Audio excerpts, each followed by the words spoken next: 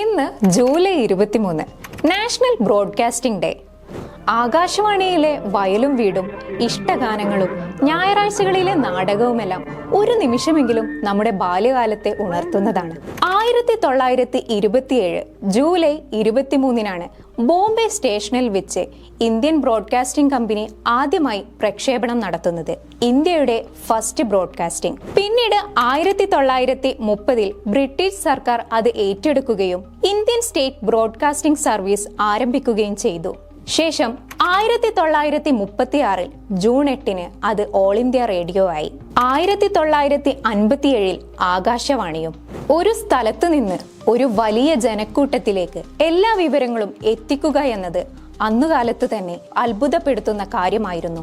റേഡിയോയെ അന്നവർ magic box എന്നെല്ലാം വിളിക്കാൻ തുടങ്ങി. വിനോദം, സാംസ്കാരികം, വിദ്യാഭ്യാസം തുടങ്ങിയ എല്ലാ മേഖലകളിലൂടെയും ഇന്നും റേഡിയോ വളരെ പ്രധാനപ്പെട്ട ഒരു സ്ഥാനത്തെത്തിയിരിക്കുന്നു. ഇന്നത്തെ ഈ സോഷ്യൽ മീഡിയ വേൾഡിലും ആകാശവാണിയിൽ ഉൾപ്പെടുന്ന 262 സ്റ്റേഷനുകളിൽ നിന്നും 90 ഭാഷകളിലായി 600-ൽ പരം വാർത്താ ബുള്ളറ്റിനുകളാണ് സംപ്രേക്ഷണം ചെയ്യപ്പെടുന്നത്.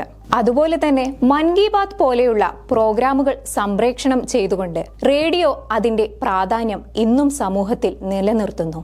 നമ്മുടെ ജീവിതത്തിൽ എത്രത്തോളമാണ് റേഡിയോ സ്വാധീനിക്കുന്നത് എന്നൊരു ഓർമ്മപ്പെടുത്തൽ കൂടിയാണ് ഈ ദിവസം.